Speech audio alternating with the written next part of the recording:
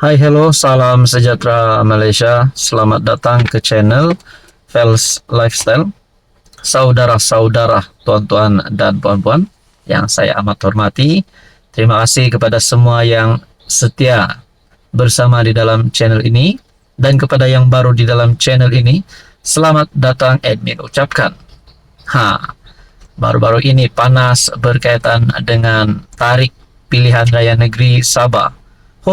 Rupanya ramai yang mahu pilihan raya negeri Sabah diadakan seawal mungkin ataupun secepat mungkin. Terutamanya rakyat Sabah setelah mendengar berkaitan dengan isu skandal rasuah di Sabah. Selepas ada gesaan kepada Haji G untuk meletakkan jawatan selepas pendedahan demi pendedahan berkaitan dengan skandal rasuah ini, tukar ketua menteri lah, PRN diawalkan lah, DUN Sabah bubar lah. Nah, saudara-saudara, ini tarik DUN Sabah dibubarkan. Ada komen dan pandangan daripada pemerhati politik dan juga netizen berkata PRN akan diadakan pada tahun hadapan, diawalkan pada awal tahun hadapan. Walaupun Ketua Menteri Sabah hari ini, Haji G Nur, ada membuat kenyataan bahawa PRN Sabah dijangkakan diadakan pada bulan Oktober 2025. Tapi, mungkinkah PRN Sabah boleh diawalkan sekiranya ada beberapa sebab tertentu? Akhirnya, apa keputusan UMNO Sabah yang terkini? UMNO Sabah gesa PRN diadakan segera. Kalau PRN diadakan segera, adakah maksudnya Ketua Menteri Sabah Haji G Nur bakal digulingkan?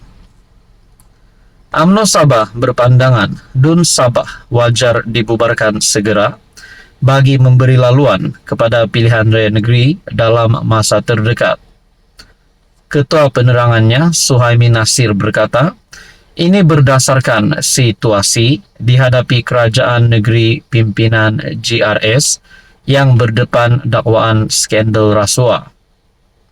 Adakah dengan ini bukan sahaja Haji G, tetapi beberapa pemimpin di dalam GRS ataupun ADUN di Sabah yang terlibat dengan skandal ini berada dalam kedudukan bahaya? Nah, di dalam artikel ini berkata, dengan mengambil kira situasi semasa yang mana kerajaan di bawah pimpinan GRS tidak lagi dilihat memperjuangkan rakyat, sebaliknya atas kepentingan peribadi, adalah wajar sekiranya PRN dilaksanakan dengan kadar segera. Suhaimi ditanya mengenai persiapan UMNO dan BN Sabah menghadapi PRN. Selain masa paling sesuai ia diadakan berikutan situasi dihadapi kerajaan Sabah ketika ini yang berdepan dakwaan rasuah. Saudara-saudara, anda rasa kalau PRN Sabah diadakan secepat mungkin, adakah BN UMNO Sabah bakal memerintah, bakal menang PRN Sabah, mungkin bergabung dengan warisan, dengan ketua menterinya nanti, mungkin Bung Mokhtar, dan timbalannya Syafiq Abdal. Kita pun tak tahu. Jadi berkaitan dengan ini, saudara-saudara, menurut anda bilakah DUN Sabah akan dibubarkan? Sila berikan komen di bawah. Kerajaan negeri pimpinan GRS mempunyai mandat sehingga Oktober 2025. Selain GRS, kerajaan negeri turut terdiri daripada PH, KDM dan PN. Warisan dan UMNO Sabah merupakan pembangkang di negeri itu. Apa komen anda? Hai, hello, salam sejahtera Malaysia. Selamat datang ke channel Fels Lifestyle.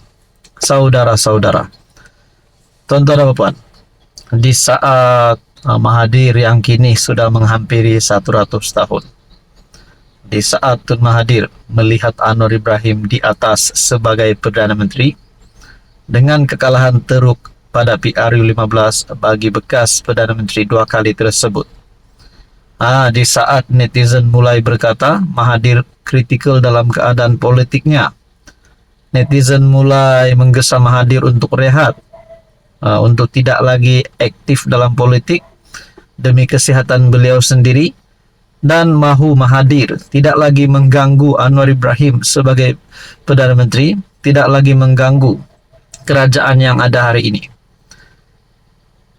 Tiba-tiba satu lagi berita tentang Pulau Batu Putih, isu Pulau Batu Putih, RCI, Pulau Batu Putih. Nah, terdapat shore untuk Mahathir, siasatan jenayah kepada Mahathir. Adakah Mahathir bakal menjadi penjenayah sekiranya dapat dibuktikan? Nah, berkaitan dengan RCI Batu Putih, Tun Mahathir tiba-tiba mengheret nama isteri Perdana Menteri yang ketika itu menjadi timbalan Perdana Menteri waktu Mahathir menjadi Perdana Menteri, di mana ketika berlaku case ataupun isu Pulau Batu Putih.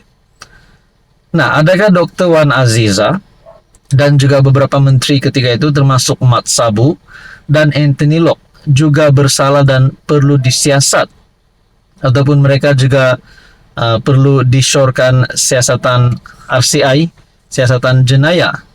Nah, ini bukan siasatan biasa, tetapi RCI. Nah, ini pengakuan terkini Aziza, Mat Sabu, dan Locke berkaitan dengan isu Pulau Batu Putih. Ketiga-tiga pemimpin tersebut yang saya sebut tadi mengesahkan Dr. Mahathir membuat keputusan sendiri. Sekali lagi, Tun Mahathir gagal. Nah, mungkinkah Mahathir membuat kenyataan mahu mengheret istri PMX? Tapi ketiga-tiga pemimpin ini telah menafikan dan mengesahkan Dr. Mahathir membuat keputusan sendiri. Tiga pemimpin kanan PH menegaskan bahwa Dr. Mahathir sewaktu menjadi PM pada 2018 membuat keputusan sendiri berhubung pengguguran rayuan negara dalam tuntutan Pulau Batu Putih.